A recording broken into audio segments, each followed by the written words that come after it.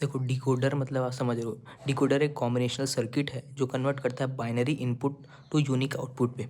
अब वो unique output क्या रहता है, देखो बाइनरी कोड में मान लो n बिट्स है, यहाँ पे n आउटपुट आपने इनपुट आपने दिया, ठीक है। ये 2n आउटपुट में कन्वर्ट कर देगा। सर मतलब मैं समझ नहीं पाया। तो मान लो आपने दिया तीन इनपुट, ठीक है।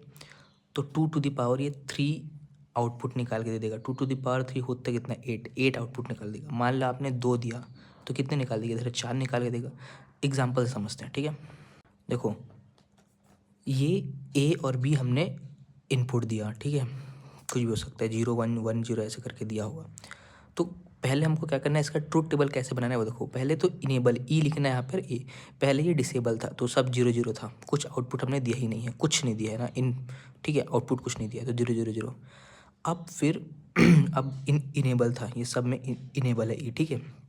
तो पहला आउटपुट हमने 0 0 दिया, तो 0 0 दिया तो y0 कितना 1 हुआ, ठीक है। फिर बाकी सब 0 था, ऐसे ही इसको लिखना है। फिर 0 1 देना है, ठीक है।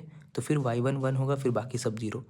फिर 1 0 देना है, फिर y2 जो होगा वो 1 होगा, फिर बाकी सब 0। फिर दोनों 1 1 रहेगा तो ये लास्ट वाला y3 1 हो जाएगा। यही आपने यहाँ पर लिखा है, ऑल अदर इनपुट रिमेन 0, ठीक है। कोई एक में आएगा। अब देखते हैं इसका लॉजिक सर्किट कैसे बनेगा। आपने सबसे पहले ये बना लेना है, ए की एक लकीर खींचनी है, फिर यहाँ पे नॉट गेट लगा देना है। बी की एक लकीर खींचनी है, फिर एक नॉट गेट लगा देना है, ठीक है। अब बेसिकली होगा क्या ये तो इनेबल है, यहाँ पे कुछ बार नहीं लगेगा ई पे, ठीक है। कुछ बार बार कुछ नहीं। देखो पहले क्या था, दोनों 0 0 था, तो 0 0 में क्या रहेगा, ए बार और बी बार। तो ए बार देखो यहाँ से आया है, ए बार नॉट गेट से, और बी बार यहाँ से आया। फिर 0 1 हुआ तो 0 ए बार और बी देखो, तो यहाँ से आया।